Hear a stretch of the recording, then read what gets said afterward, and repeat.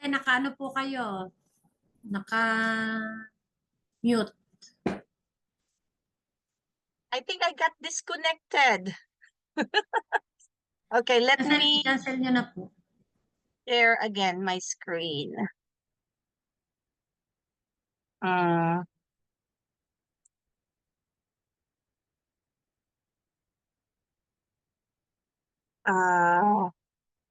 what's okay? Hold on.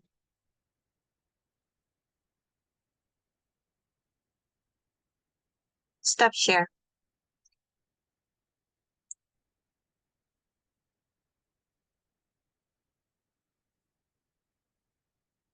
Hmm.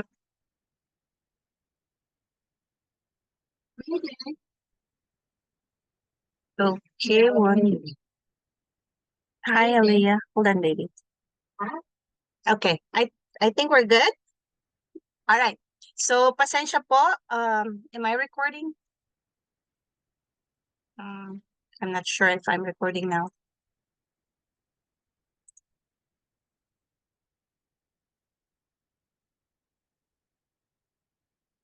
Hala.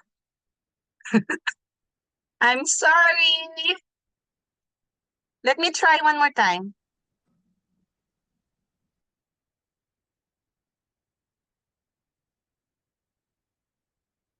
Nawala naman na yung sinishare ko po.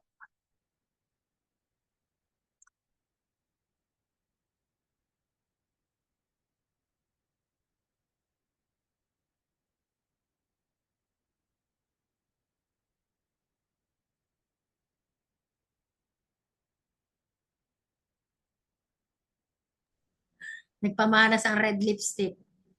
Kaya nga.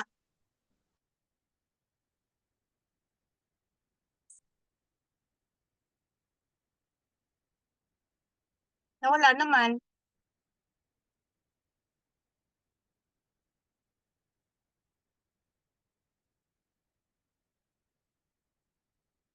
I think we're good. Okay. Yeah. All right. So, where was I? So there is no other way na mag-build po natin yung foundation natin other than going up. And yung kinikwento ko kanina sa barangay namin is that wala kaming TV noon nung lumalaki pa kami. And one of the entertainment, whatever na makikita namin around us would be our entertainment. And one of those would be yung watching, manood ng gumagawa ng bahay, di ba?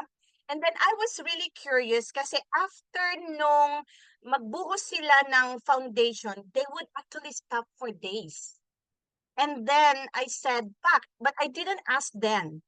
And I didn't realize bakit nila, parang I thought they just stop na hindi muna nila gawin ngayon and then they would just continue. Meron palang reason yon. So, nag-i-stop silang gumawa is because to make sure na tuyong-tuyo yung foundation ng bahay. Solido yung bahay. Hindi siya soft. Talagang matigas na matigas siya. Yung semento is matigas na matigas. So, ganun din dapat yung thinking natin when we try to build our financial foundation. Dapat solido, matigas, buo yung ating foundation. And how we can do that is through learning kung ano yung mga priorities na ito. So, healthcare, of course, is the number one, which is either short-term or long-term. Short-term, we will be discussing later then, is the one na meron tayo while we are employed sa company natin.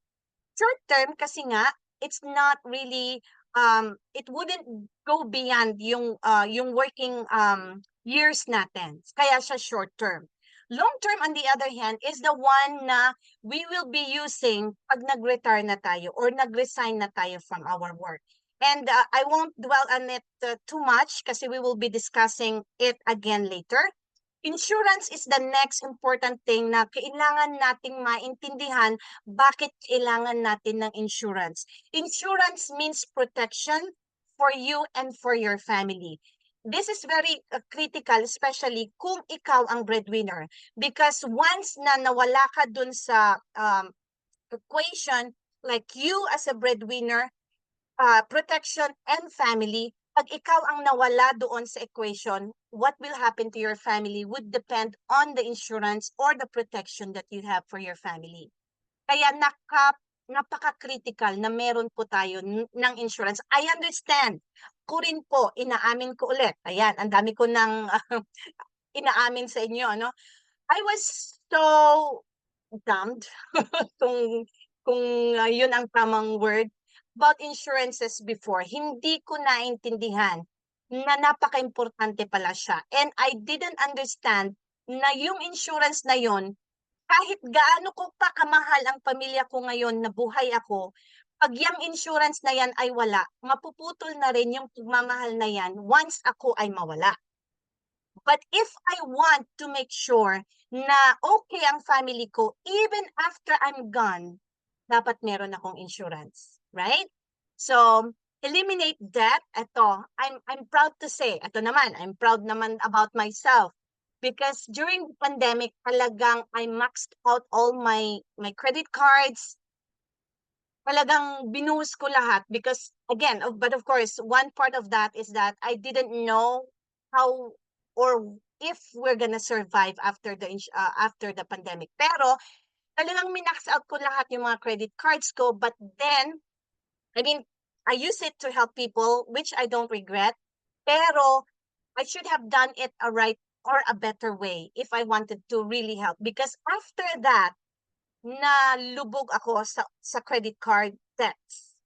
But thankfully, tinulungan ako ng husband ko and with IMG, na-eliminate ko naman na siya. But debts, it has to be managed as soon as possible and as much as possible because yan yung anay ng house natin. Hindi natin mamamalayan with the interest, hindi natin mamamalayan na book na pala yung buong bahay natin just because of a little debt that we started with. Mabilis na lumaki ang interest niyan, mabilis maanay yung buong bahay natin because of the interest from the debts. All right? Emergency funds, we have so much emergencies na we don't want to happen pero they happen. So the only way, so it's not only a matter of if, but it's a matter of just when. Kailan? Meron at meron, well, we don't wish for it, pero meron at meron talagang emergencies na darating. And the only way, the only thing that we should do is to be prepared, and that is to have funds for them in case they happen. All right? And investment is the last one. Last one because kung hindi natin ma-manage yung ibang priorities natin, healthcare, insurance, eliminate debt, and emergency funds, even if we have a lot of investments, isang sakit lang, isang problema lang, down the priorities, mawawala din yung investment na yan. So, it's gonna be useless all the same. Kaya kung gusto natin magkaroon ng investment, we have to first make sure na na-manage na natin yung ibang nasa baba. All right? So much for that. And of course, the X-curve concept. Ayan. So I have here a line, a dotted line at the middle. So towards yung sa kaliwa ng screen natin, ng slide, that would be our younger self. And then to the right would be where the Kaiser logo is, would be our older self. So X-curve concept, it may seem complicated, pero napakasimple lang po siya. I will explain later. So on the left side of the screen, yun yung young self natin. And you can see here, two lines actually. Yung the red line is the law of decreasing responsibility, and yung blue line naman is the law of building wealth. So on a younger self, nakikita nyo na yung blue line is mababa pa. Is because that time, assuming na hindi ka pinanganak na mayaman, assuming na ganun, magsisimula ka lang normally, wala ka pa talagang savings. Pero if you look at the line, it goes up. Ibig sabihin, the goal of that line, of that money line, is para makapag-build ka ng wealth. That's why it's called the law of building wealth. The red line, on the other hand, is sa young self mo, mataas pa yan, nasa taas pa.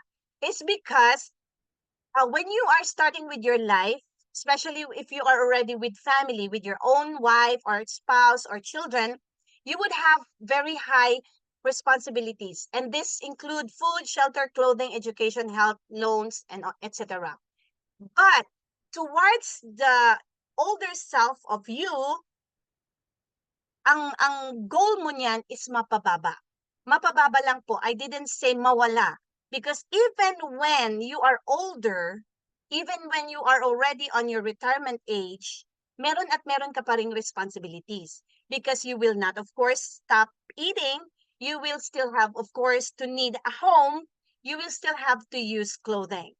Pero, kaya siya normally bumababa is because the time na matanda ka na, dapat tapos na yung mga anak mong mag-aral. Tapos na yung mga loans mo. Na-manage mo na lahat yung mga debts mo.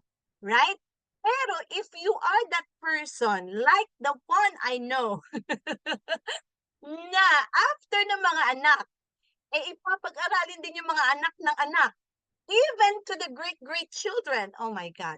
Then that line, that red line will never go down.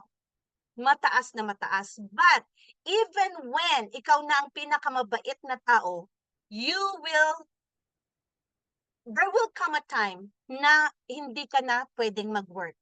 Because that's the reality of life, right? Tatanda at tatanda ka na, and it goes with that na bababa at bababa yung income mo o yung wealth mo. So, if your responsibility is still going up and your money line is already also going down, then, nako, lagot tayo dyan.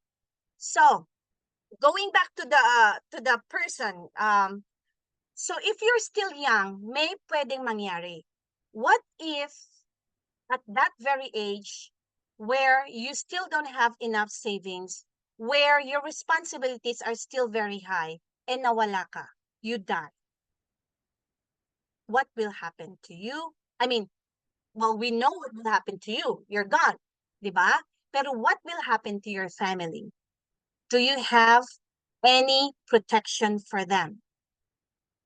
Now, on the other end, what if you are blessed with a long life, but you were not able to build a good foundation, wala kang passive income, and you cannot earn anymore because no matter how much you want to work, kahit na pinakamabait na yung employer mo, kung ikaw ay hindi na makatayo, I'm sure hindi ka na niyan kakailanganin, of course, right?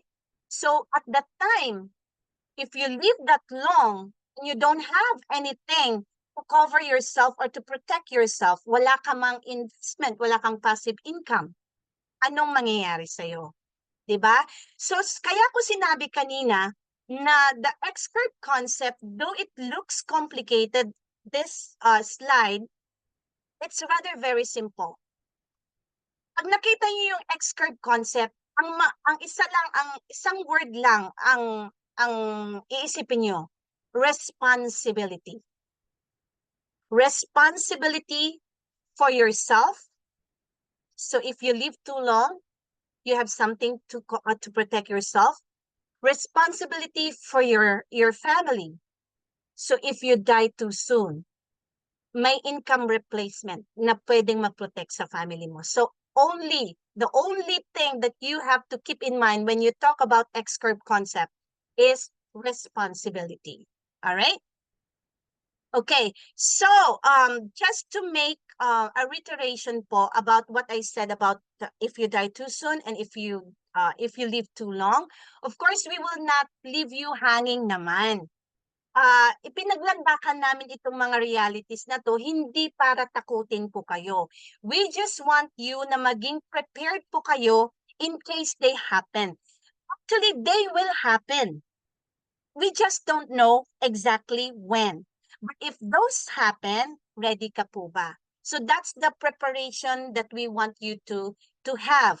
Ma-prepare ka mentally and physically na talagang ito, if this happens, may peace of mind ka na may tutulong sa family mo, may sasandalan yung family mo.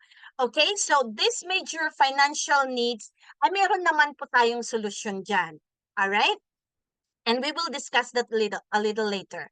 So just to reiterate then, so yung just like what I said, hindi ko diniscuss masyado yung short term at saka long term because I want you to look at this in a time, in a lifespan of our lives. So yung short-term healthcare happens or nangyayari yan usually between the ages of 20s to the 60s because those are your productive years.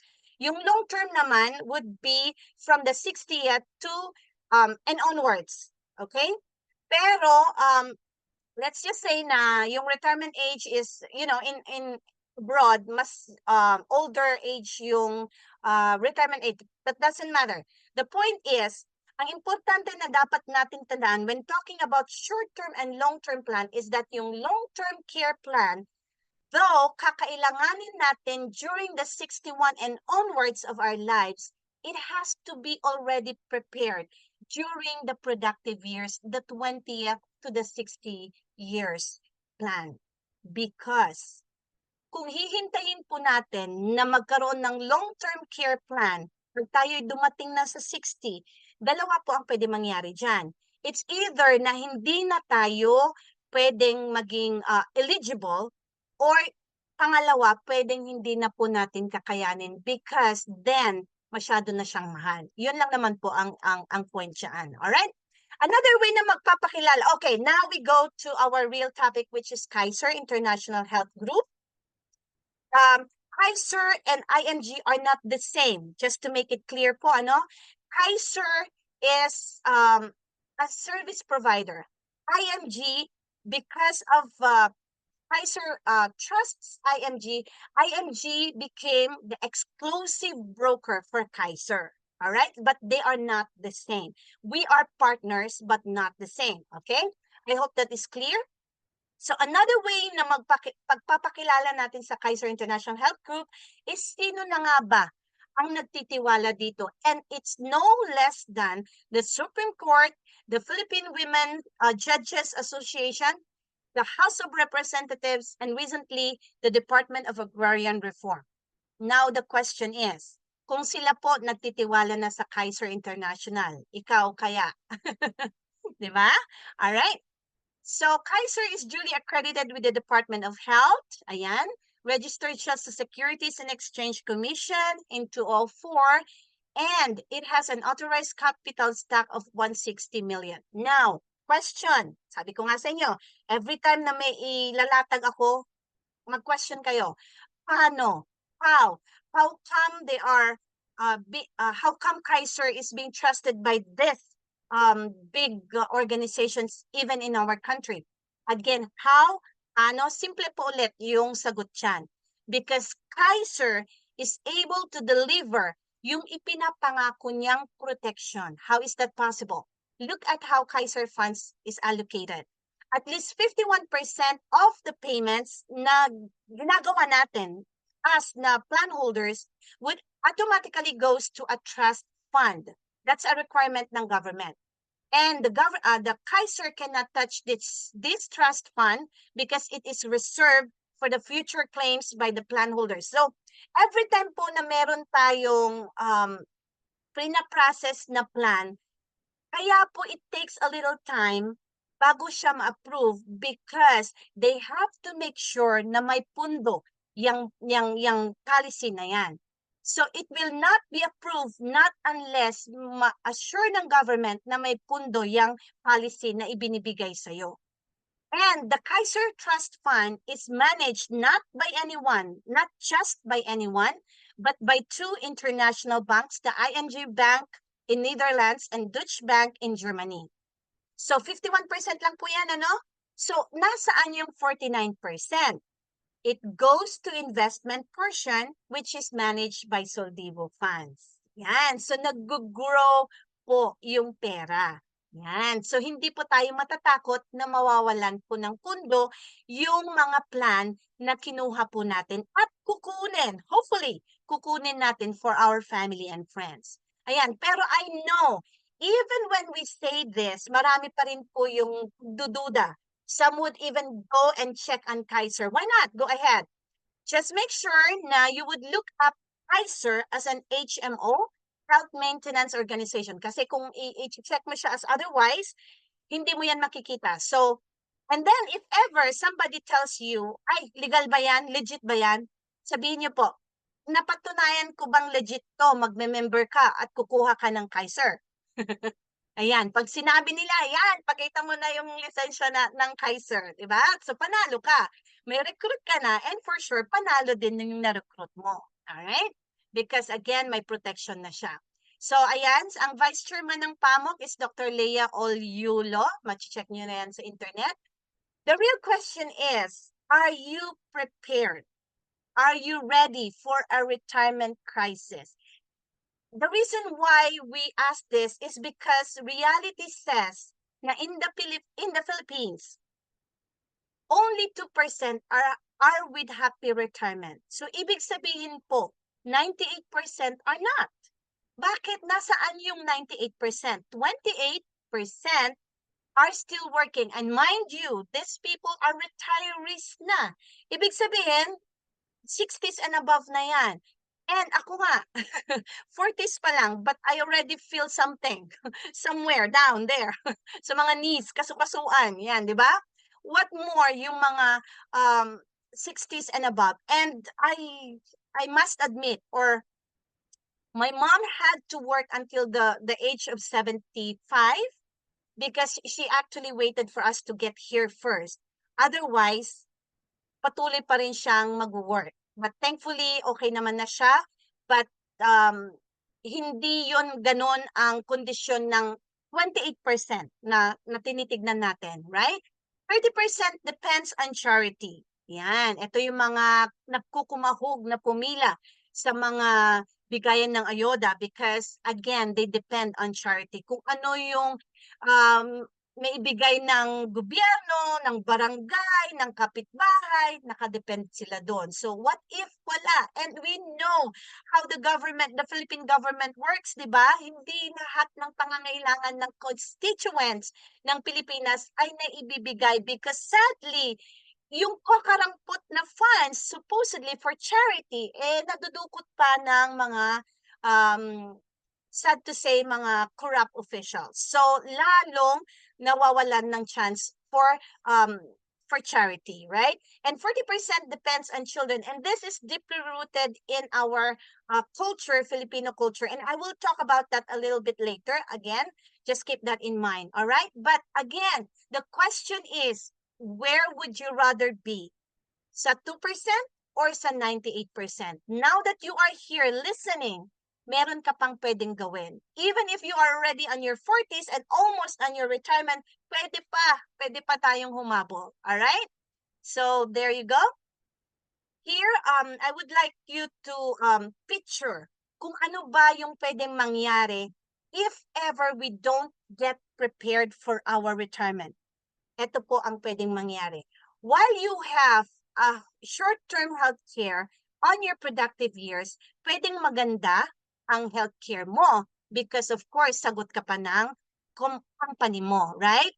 Pero if you retire without any healthcare coverage, goodbye ka na sa work mo, eto naman ang mangyayari sa iyo. So you would see, and this is a very common scenario po sa Pilipinas, di ba? Kasi wala tayong healthcare coverage. So paano na lang kung nag-retire ka? Ganyan ang mangyayari sa iyo. Gusto mo po ba 'yon? But just a little bit, I'm not exaggerating po, but it's not only retirement that can actually take us away from our short-term health care. Di ba? Pwedeng kahit hindi pa tayo 60, kahit nasa 30 pa lang or 40, ganyan, pwede na po tayong mapunta sa ganitong sitwasyon. Bakit? Kasi pwedeng may mangyari na we would not be able to work anymore. So, ibig sabihin, wala na tayo sa company. So, we get to that point. So, hindi lang po, kasi minsan kasi, kaya ko sinabi ito is because sometimes, yung mga kinakausap natin, ay, tsaka na yan, bata pa naman ako. Hindi pa naman ako magre-retire. But again, sabi ko nga, it's not based on the retirement age na pwedeng mangyari ito. It could happen anytime. And I don't want that to happen to anybody, but it could. So, kung mangyari yan, ready ka po ba? Yun ang tanong, di ba? Alright, so let's get to the solution. Ano ba yon? So we are so fortunate dito sa IMG because we have just what we need. The 3-in-1 Ultimate Kaiser Health Builder, which gives us, kaya siya naging 3-in-1, it gives us protection, it gives us investment, it gives us healthcare. And we will discuss one at a time. But I want you to go back or maintindihan bago tayo pumunta sa mga specifics. I want you to understand bakit ginawa or bakit nagkaroon ng Kaiser Ultimate Health Builder. Again, sabi ko kanina, yung pagiging deeply rooted ng sa Filipino culture natin, ng depend natin sa mga anak natin when we get older, that's exactly what Kaiser wants us to correct. Yan yung Kaiser kasi, it's kind of like a paradigm shift. So when you say paradigm shift, it's like, kung kunwari, you do a certain way with point A, Kaiser wants you to do it point C. So it's a different way of doing it. All right? So let's say dependence on children.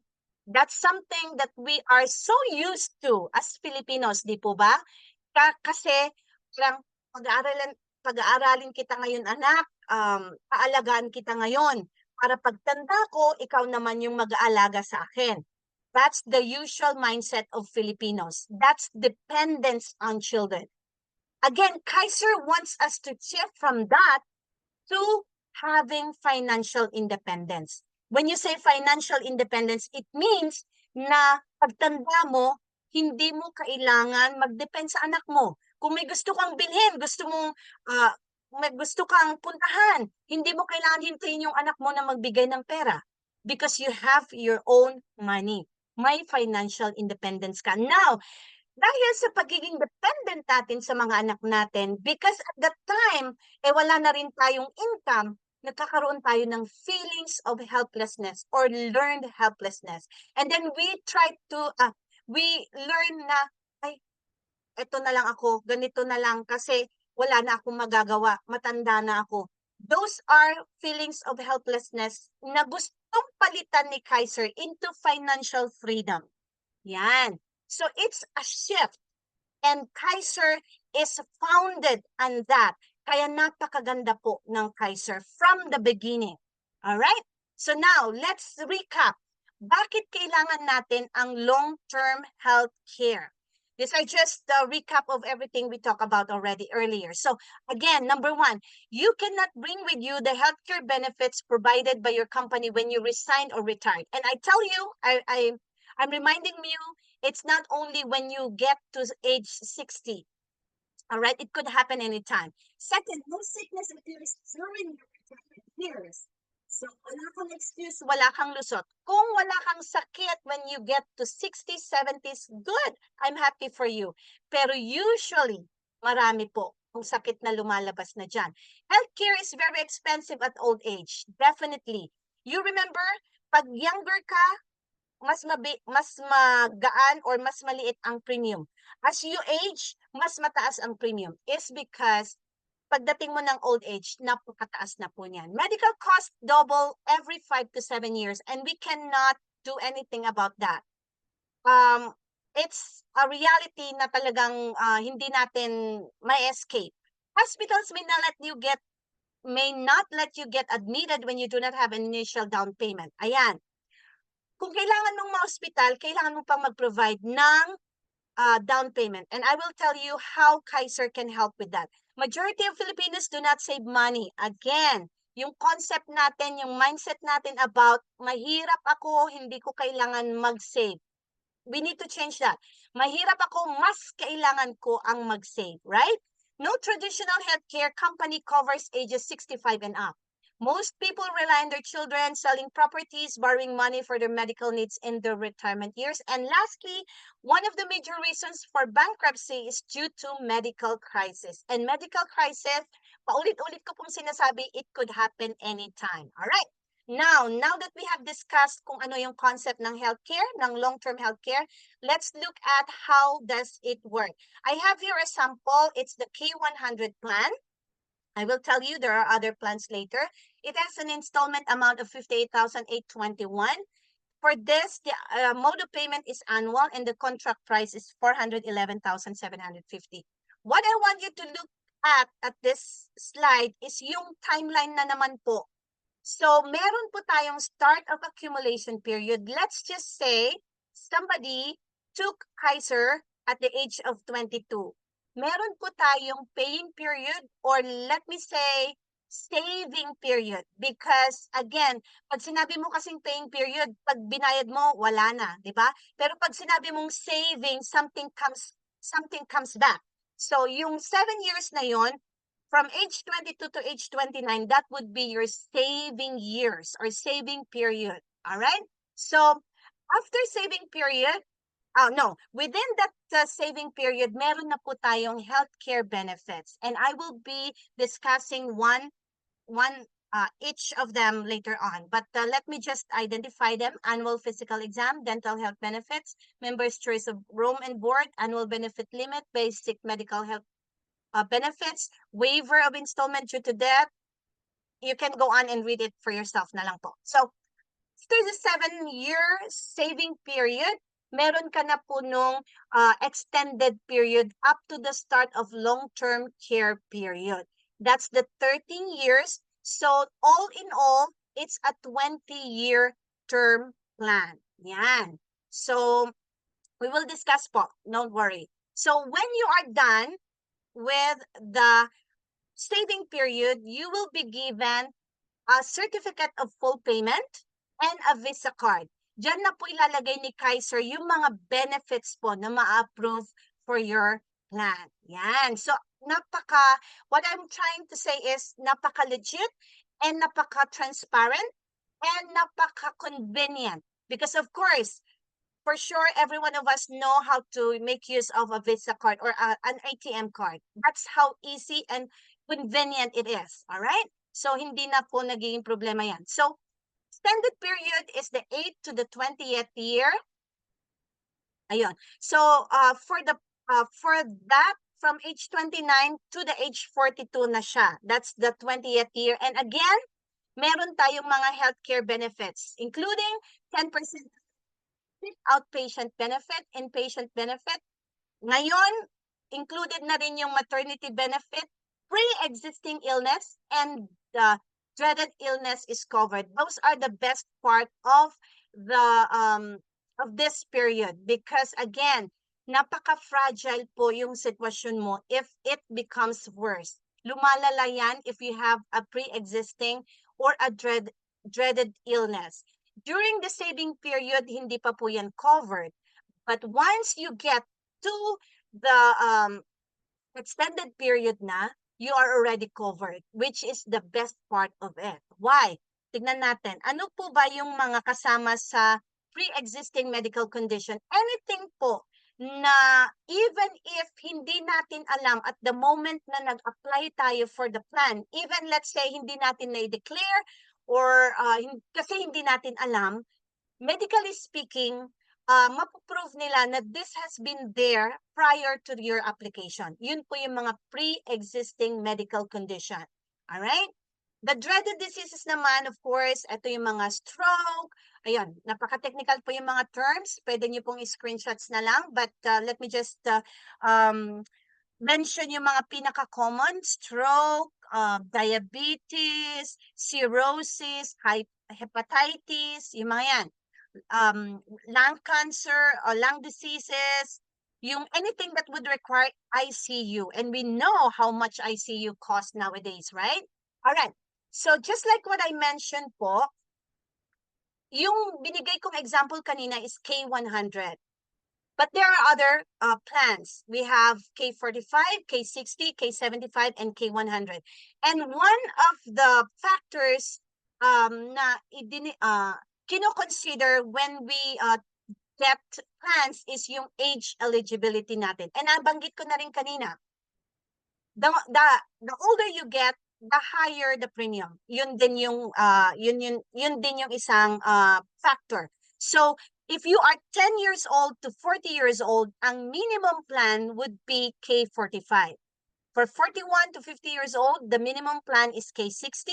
51 to 60 years old, the minimum plan is K75. 10 to 60 years old, minimum plan is K100. Bakit minimum? Let me explain a little bit. Ibig sabihin po, kung 41 to 50 years old ka, minimum plan mo is K60. Ibig sabihin, hindi ka na pwedeng kumuha ng K45. Kung 51 to 60 ka naman, K75 ang minimum mo, hindi ka na pwedeng kumuha ng K60 at saka K45. But, hindi sinabing maximum. Ibig sabihin, if you are 50 to 60 years old, pwede kang kumuha ng K75 as the minimum plan, pero pwede ka pang kumuha ng any other higher plan. And mind you po, we have up to K1 million. And of course, the higher the plan, the better the benefits. But aside from age, dapat, I would say as a financial advisor, you have to make sure that you have your goal, your need, and your capacity in mind when you get a plan. Because of course, kung lahat po tayo dito ay mabigyan ng chance to get a K1 million plan, I'm sure lahat po tayo kukuha niyan. But we have to be realistic. We have to make sure that we have the capacity to pay. Because even if we get the highest plan, kung hindi po natin na-sustain yan, sayang lang din po. Di po ba? So that is why we have to make sure na our needs, our capacity, and of course, given na kasi yung age, are all considered before we get plan. All right? So now we get to this. Tanungin na naman natin, what is it for me? If okay, maganda yung pinanggalingan, yung concept ng Kaiser, pero what does it give me? Critical thinking, paano nito ako matutulungan? Paano nito matutulungan ang pamilya ko? Ito na po, yung mga benefits. 1, annual physical exam. It has to be administered by an accredited clinic. And I mind you, and I'm very happy to say that we have more than almost 1,000 accredited hospitals and clinics around Philippines. So we kahit nasaan man tayo, meron tayong mapupuntahan. So we don't have to worry, all right?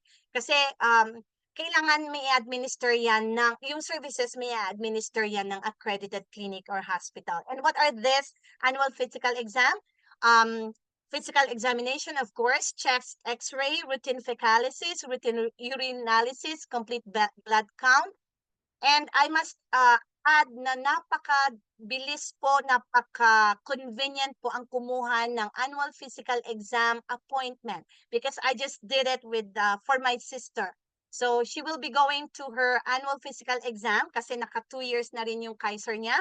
Because you have to, pag nasa Pilipinas po kasi, you have to complete 1 full year of payment para po makapag-avail ka ng annual physical exam if you are in the Philippines. Pero, if abroad ka po, like let's say kahit 3 months ka pa lang nakapagbayad, nauwi ka, nataon na nauwi ka, pwede ka na pong magpa-appointment ng annual physical exam.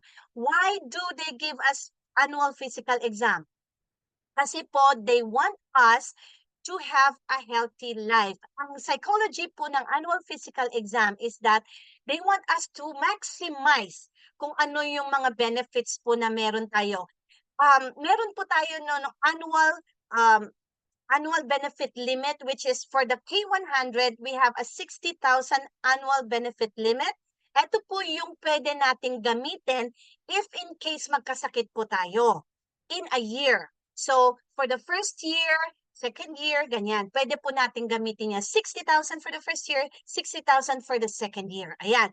Pero alam niyo po ba, itong annual physical exam, if we stay healthy at hindi natin nagamit yung 60,000 na yon, ibabalik po yung 85% niyan sa atin. O, di ba? Napakagandang incentive. Healthy ka na, may bonus ka pa. So, towards the end of the maturity of the plan, pag hindi mo nagamit yung 60,000 na yon within 7 years, so, ibabalik yung 85%. So, for a K100 plan, ang total niyan would be 350,000 ibabalik sa'yo. And nabanggit ko kanina, ang contract price ng K100 is somewhere 411,000. So if you deduct yung 350 dun sa 411 contract price, magkano na lang pala yung binayad mo? 'Di ba? And you have all these benefits and the coverage and the peace of mind na meron kang coverage, na meron kang magagamit in case na ano. But of course, if let's just say kailangan mo talagang gamitin yung 60,000, then of course go ahead. Pero once na nagamit mo na siya for the first year, hindi na maibibigay sa'yo yung 350 350,000 na bonus, so gamitin mo na lang. But of course, again, yun nga yung incentive. So kung hindi mo siya nagamit the first, kailangan maging healthy ka. And you make use of the annual physical exam para masigurado na healthy ka talaga. Alright, second benefit is the dental benefits. We have unlimited dental checkups, unlimited simple tooth extraction, once a year free dental prophylaxis. Yan. Pag-uwi ko, talagang magpapa-cleaning ako. Alam nyo dito, it's $100. So that's around 5,000 pesos. I don't know how much it is in the Philippines, pero I heard mahal din. So ayan, i-avail na po natin yan. Alright? It's the basic health benefits. Again, kailangan accredited yung ating physician at saka yung mga lahat ng doctors para yung fee ay ma-cover ni Kaiser. Yan, may operating room at saka hospital intensive care. Please take note na yung 1, 2, and 3 provisions can be availed only after full payment of the first year of the total premium po. Okay? But in exemption of international member po. That's another reason bakit mas mahal konti yung ating membership fee as international members kasi mas marami po tayong benefits. Alright, number 4 is members' choice of room and board up to 1,000 pesos a day. Yan. And of course, I heard, especially kung ICU, yan, nandyan sa mga hospitals ang pinakamamahal na room. Diba? Hindi sa hotel na sabi nga ni Ma'am Cathy kanina umaga ulit. Inulit na naman niya. Ayan. So yearly hospital benefit limit. Ayan yung sinabi ko na po yan. 60,000 per year. Okay. Term life insurance. If the member dies before attaining the age of 75 years and prior to this entitlement to the long-term care benefit as indicated in the schedule of benefit, his beneficiary shall be entitled to an amount equal to the sum of long-term care benefit and long-term care bonus upon approval of the claim by the insurance company. Ano po ito? So, ang term life insurance coverage po natin for a K100 is 100,000. Kaya po siya tinawag na K100 kasi 100 po yung long-term care benefit niya. Yung sinabi ko kanina na 60,000 per year pag hindi mo nagamit, that would become yung long-term care bonus mo which becomes a total of 350. So, total po niyan would be 450. But, if accident po naman yung cause ng death, upon investigation po, double po yan. So, that would become already 900,000. Okay? And accidental death and dismemberment, should the member suffer directly, kung kunwari na disgrasya ka and within, let's say, 180 days, nawalan ka ng both hands, dahil dun sa aksidenteng nangyari sa'yo, mabibigay sa'yo yung 100% nung benefit mo. Kung both feet naman, 100% and then the rest. Okay? If it was because yung sa accident po yan, ha? Alright. Waiver of installment due to death, credit life. If the member dies during the accumulation period, yung first 7 years, and before exceeding the age of 75, the proceeds of the credit life insurance shall be applied to the balance of this contract price. So let's say, ang kinuha mo is K100, so ang contract price is 411. However, namatay ka, hindi mo nabuo yung accumulation period, whatever na nabayaran mo na, yung ibibigay na benefits, iaawas doon yung balance nung contract price mo, and whatever difference, if there is, will be paid to your designated beneficiary. Yan. Waiver of installment and premium due to total and permanent disability. If in case, hindi ka naman namatay, pero, which is good, pero nabaldado ka, and it was after investigation, talagang hindi ka na makapagtrabaho. So, permanent disability, total and permanent disability. Within 6 months, mapapatunayan yan, ma-waive na din po yung installment and premium mo. So, considered fully paid na yung plan mo, di ba? But you have to still continue paying for at least 6 months during the investigation. But then again, don't worry because yung ibinayad mo after the accident, kunwari, nagbabayad ka pa ng 6 months, di ba? Whatever that you paid during that month, i-refund naman po. Okay? Of course, hindi naman po tayo yung, ay, na-accidente ako, kailangan ko to. No, it has to go through a process po. And we have to be patient also because sometimes, magkataon na marami ang nag-avail ng services at the same time. Okay? Alright, Family Assistance Service. Ito, napakaganda. And nasabi ko na kanina, alright? So, meron lang tayong kailangan i-keep in mind. So, it has to be an active status, yung plan mo. Yung nominated patient must be an immediate family. So, kung single ka, yung parents mo at kapatid. Kung married ka naman, would be your spouse and your children. Third, sa accredited doctors and hospitals lang siya pwede. But again, I said, we have a lot. So we don't have to worry about that. Assistance is within the allowable benefits due to the plan holder. So ibig sabihin, we shouldn't expect other benefits other than what is included in the plan. Alright? 5, bago ma-discharge ang pasyente, dapat ma-settle ang bill. Because remember, hindi naman po siya ang policy holder. Ikaw, kunwari ikaw yung policy holder. But again, it's just an assistance. So, kailangan bayaran po natin yung bill ng pasyente natin before discharge. Okay? But this is really a very good help na din because again, especially pag emergencies, di ba? Napaka-critical ng time. Kung kunwari nagka-emergency na disgrasya yung family mo na walang Kaiser, kailangan mag-provide ka pa ng, what do you call that now? Deposit para isikasuhin yung pamilya mo. No, you don't have to do that anymore. You just have to call Kaiser for approval kasi this is just an assistance, not a benefit. So make sure you call. Anyway, 24/7 naman po yung Kaiser assistance natin. So call them right away and then they will be able to extend assistance to your family member na. Whereas, kung wala kang Kaiser, at naghahanap-hanap ka pa ng pang down payment mo, baka wala na yung babalikan mong family member mo. At, you know, God knows what can happen if, regardless kung anong severity ng accident na nangyari, di ba? So again, just make sure na you understand that this is just an assistance. So ibig sabihin, it can be denied, but hopefully it can be approved. Okay? Ayan, yung sinabi ko kanina, we have accredited hospitals of over 800 hospitals. And this is, I think, not updated yet because I heard mas marami na pa ulit naki-accred, how do you call it? Nadagdag na mga clinics because of, again, mas maraming members. We are already almost 13 million.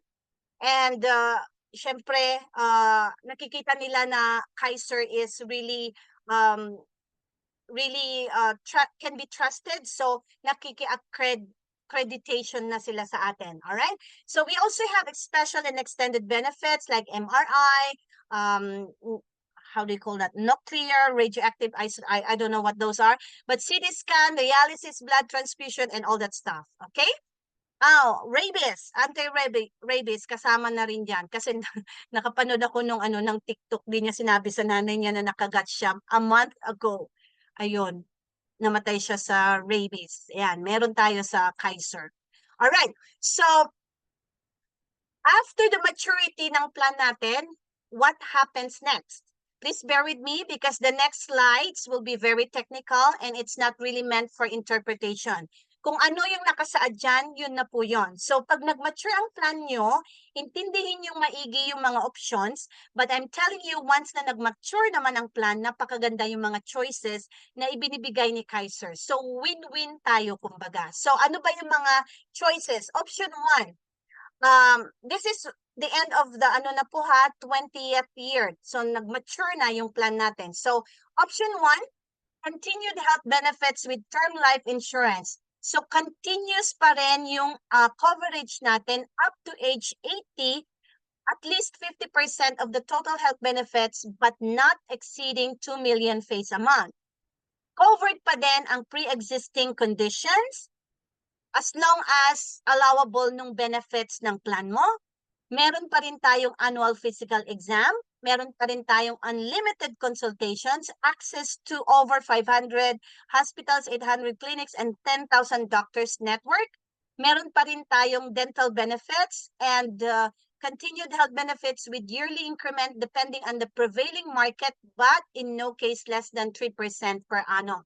Option 2, continued health benefits with yearly increment, annual withdrawal of the yearly increment earned. So meron kang pwedeng mai-withdraw annually depende sa yearly increment earned from the total health benefits. Continuous pa rin ang coverage mo up to 88 years old ka, and at least now 25%. Remember kanina 50%. Now 25% of the total health benefits but not to exceed 1 million face amount. Meron pa rin tayong coverage on pre-existing conditions. Meron pa rin tayong access sa hospitals, dental benefits. So health benefits with yearly increment depending on the prevailing market, but in no case less than 3% per annum. You take note ha, hindi siya nagne-negative. Alright? Option 3, partial withdrawal of up to 50% of the total health benefits. So pwede tayong mag-withdraw up to the 50%. Because if not, wala na tayong coverage. Okay? So, pero, keep in mind na when we withdraw the 50%, we can still continue kung anong sasabihin kong benefits later, pero wala na po tayong term life insurance coverage. Okay? So, ano ba yung mga benefits natin? Coverage pa rin sa pre-existing conditions, unlimited consultations pa rin, access to hospitals, dental benefits, annual physical exam. Yan. So, continued health benefits with yearly increment depending on the prevailing market, but in no case less than 3% per annum. Option 4, full withdrawal of health benefits. So, if you decide to do a full withdrawal of total health benefits, the policy is now already considered fully availed of. However, should there be no option chosen within 30 days from the receipt of this letter, o kung yung letter naman gagaling sa Kaiser, Kaiser will give you option 1 as your option. So, mag-automatic na mapupunta ka sa option 1. Take note, for withdrawals due to non-medical reason, the term life insurance coverage will automatically be discontinued. And Kaiser reserves the right to discontinue the health benefits and return all available unused health funds to the member at any time without notice. So, even if for some reason, ay madidiscontinue or how do you call it? After approval, mababawi yung plan mo, don't worry because lahat ng unused available funds mo, ibabalik naman. So, win ka pa din. Alright, about PhilHealth, marami kasi nagsasabi na may PhilHealth naman na ako. Okay, that's good. Actually, Kaiser and IMG are encouraging everybody na magkaroon ng PhilHealth coverage because PhilHealth benefits is actually integrated with Kaiser. Pag na-admit ka kasi, Kaiser will actually advise you to file for your PhilHealth reimbursement form. So whatever na i-cover ng PhilHealth, at least hindi na yon sasagutin ng Kaiser. And actually, kung hindi sasagutin ng Kaiser yan, kung hindi rin sasagutin ng PhilHealth, syempre, ang sasagot ikaw. Kaya mas maganda kung may PhilHealth ka, may Kaiser ka pa din. Right? So, meron din naman tayong grace period because realistically speaking, sometimes we get busy sometimes, may mga, emergencies, ganyan-ganyan, or whatever reasons na hindi tayo makapagbayad on time, meron naman tayong grace period na sinasabi. So, yung 30 days na to or 1 month, we are given that time para mahabol natin yung payment. But if we go beyond that, maglalapse na po yung ating plan. But again, we have to make sure na wag po tayong maglapse. And there is a very nice way para masigurado po natin na hindi maglapse yung plan natin. Meron na po tayong auto-debit plan. So, tanungin niyo po yung mga SMDs nyo, tanungin nyo yung mga nag-invite sa inyo, mga apply nyo, kung paano po tayo mag-apply for auto-debit way of paying our Kaiser para automatic na po siyang nababayaran at kahit hindi na natin namamalayan, bayad na pala tayo, di ba? Thank you to Ma'am Karen. Siya po ang nagbigay sa atin ng information about auto-debit. Kasi dito po sa US, alam nyo, ang gagaling po ng ng mga insurance companies po dito. Wala po kaming lusot. Para ma-approve po yung aming plan, kailangan meron kaming auto-debit. So, nagbabayad-bayad na lang po siya on its own. Which is good too, because again, we have to make sure na hindi nga po malaps yung ating Just in case lang po na nalaps, for whatever reason, nalaps, pwede naman po tayong mag-reinstate. We can do an update, we can do a redate. So, ang update po, yung member will pay the premium due on all the missed months. Kung kunwari, 3 months ang hindi mo nabayaran, gusto mong mag-update, bayaran mo yung 3 months and then the current month para ma-update ka. Pag redate naman po, pag hindi mo nababayaran yung mga previous months, yung current month na lang yung babayaran mo, okay lang naman pa rin, pero yung maturity period po will be moved. So kung kunwari, ang maturity mo supposedly is August 2024, August 2025, kung na-miss mo yung 3 months, hindi ka nag-date, hindi mo binayaran yung 3 months na yon. So August, September, October, November of 2024 na po yung maturity date mo. But that's just an approximate po kasi depende pa din dun sa processing nung plan mo. Alright? So ano lang ang requirements? Reinstatement application form and then reinstatement fee of 300 pesos. Dun sa update po, I missed to say, meron po of course surcharge of 1.5% per month or 8% per annum from the date of each unpaid installment po. Okay? Yan, it can be done within the 2 years of the first unpaid, pero kung na-miss natin yung window ng 2 years po, automatic po, wala na po yung ating plan. Okay? And also, when we are doing a reinstatement,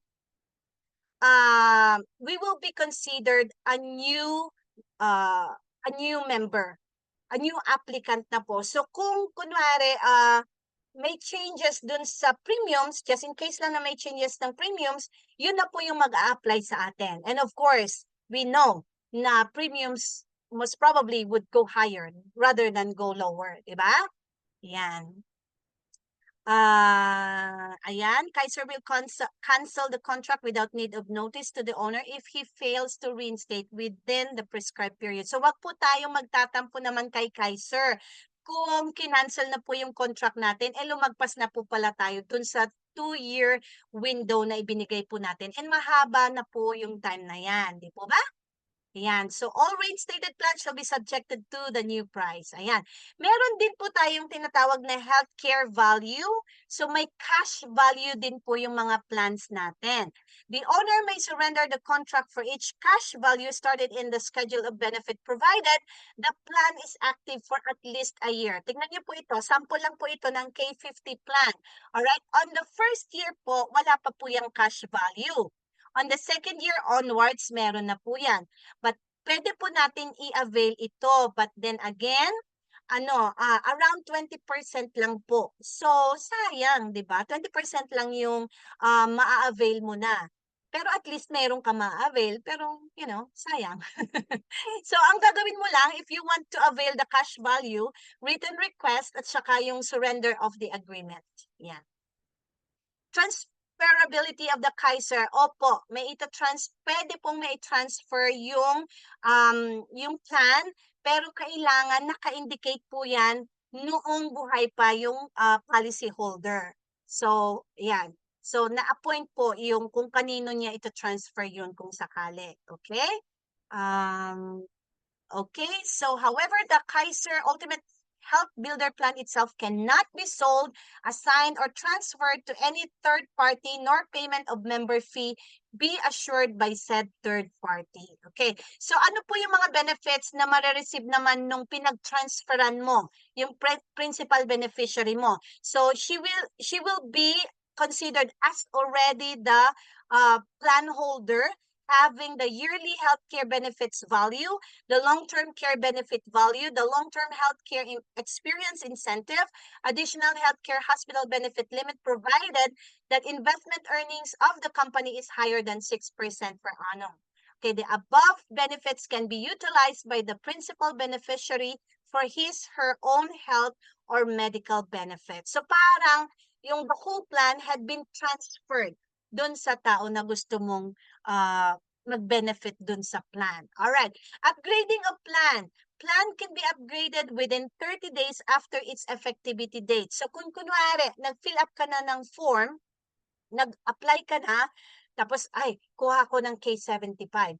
Pero sa kapakinig mo ng webinars, sa galing ni GJ Rona na mag-explain na ang ganda ng plan na to kasi higher the benefit, higher the plan, the higher benefits again, but you have to make sure na yung capacity mo po na-decide mo, ay kaya ko naman pala ang K100 o kaya K125. So nag-upgrade ka, pwede po. So pwede ka within 30 days from the effectivity date. Ayan.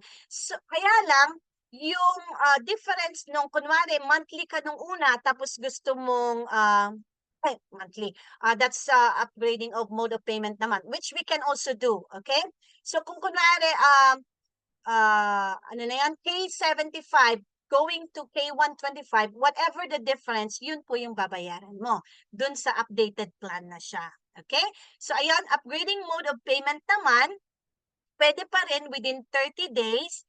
Wala kang babayaran if you do it within 30 days. Mag-fill up ka lang ng form and then yung difference ulit nung payment, ng mode of payment. So after 30 days naman, kailangan mo na magbayad ng processing fee of 300 lang naman. So, okay. One important thing to keep in mind po is that hindi ho pwede ang mag-downgrade ng plan at saka mode of payment. So, kung K45 ka ngayon, pwede ka maging K60, K100, pero hindi ka, kung kunwari K100 ka, hindi ka pwede maging K45. Okay? And same with the mode of payment. Okay, so kung annual ka ngayon, hindi ka na pwedeng mag-monthly. Kung monthly ka ngayon, pwedeng mag-annual or higher. Okay?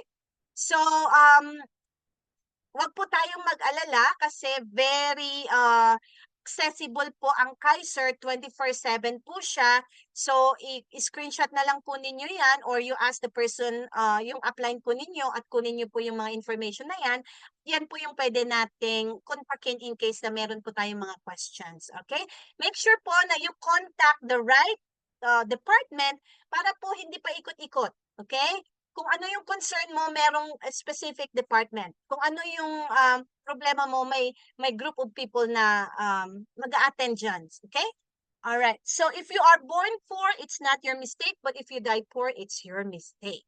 Sabi nga ni don't save what is left after spending. Spend what is left after saving. Kasi po, kaya namin ini-include yan kasi sinasabi natin na, ay, wala na nga natitira. Kasi wala talaga po matitira.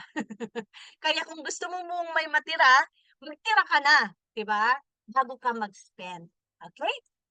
Alright, maraming salamat po. Pasensya na po at nagkaroon po tayo ng technical difficulty kanina. I'm not sure if na-record ko na to. Hindi na ata. Anyway, salamat po. Kung may questions po tayo, stop share po ako. Sana po meron na intindihan. Ayan, galing naman ni Ma'am Ja. Pinawisan ako. Ayan. Ay, ang ating first level of investing. Ayan. May question po ba, ma'am? Tingnan natin kung merong Ay, question. hindi daw pwedeng mag-ano. Wala naman, ma'am. Ay, wala. Walang naintindihan o walang ninenervous tuloy ako. Aha. Asan na siya? Para panay thank you sa inyo. Okay. TJ, may additional ka po? Ciao, Ate Maye. CEO. Kita ko kanina. Mag-additional pa ba? As clear as the sky? Diba? Meron pa po bang additional dyan? May Pero, hihiling ma'am, pa dyan, po hindi ba kayo tayo? nag-stop recording. Ay, yun lang. Ay, nagre-record pa din? Very good. Yes po. Akala ko, hindi ka nag-record po eh. But that's just for ano naman. Pero